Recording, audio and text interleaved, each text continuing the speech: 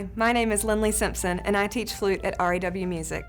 I fell in love with music when I was really young. I started piano lessons at the age of 5 and I liked it okay. I thought, this is fine. It's a little boring. But when I was, 12 years old, 6th grade, I started playing the flute in band and I got this teacher, this private flute teacher that I absolutely loved. And she made lessons so fun for me. And ever since I started lessons with her, I just loved playing the flute. To me, playing the flute feels like I'm singing. I'm not the best singer, but the flute is how I sing. And so I just absolutely love this instrument, and I love now being able to teach this instrument.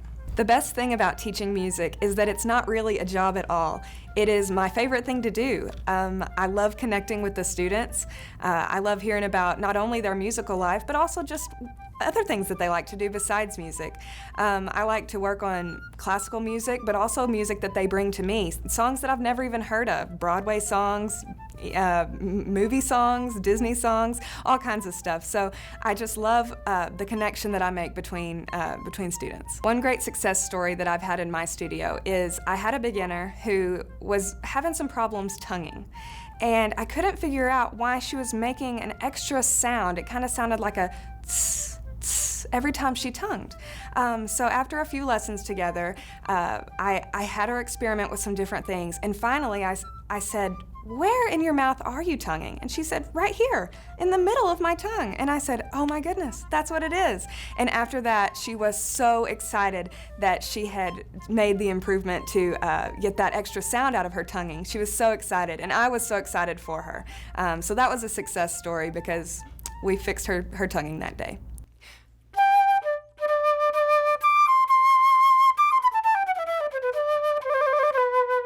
The first piece of advice I want to give you about the Mozart in G is that you need to be listening. You need to get on YouTube and you need to listen to some of the best flutists out there.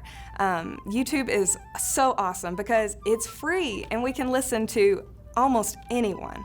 I recommend listening to Emmanuel Pahud, P-A-H-U-D. He is one of the best flutists out there, and I actually listen to him all the time. And I have learned so much just by listening.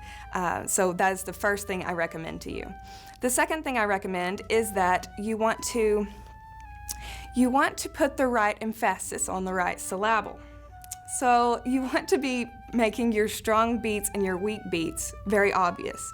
So if you just count 1, 2, 3, 4, well, all of those are equal and they're really boring. So in Mozart, you want to put the strong beats on 1 and 3, and 2 and 4 are going to be the weak beats. So in the very first measure, 1, 2, 3, 4. You want to make sure 1 and 3 get a little more emphasis. The next piece of advice I want to offer you is the trills. I want to tell you about the trills. My teacher told me that trills should be a celebration. And if they're not a celebration, well, you're not doing it right. So if your trills don't feel like a celebration to you, I would advise you to use more air, crescendo your air all the way through, and wiggle your fingers faster until you feel like it is that celebration that you've been looking for.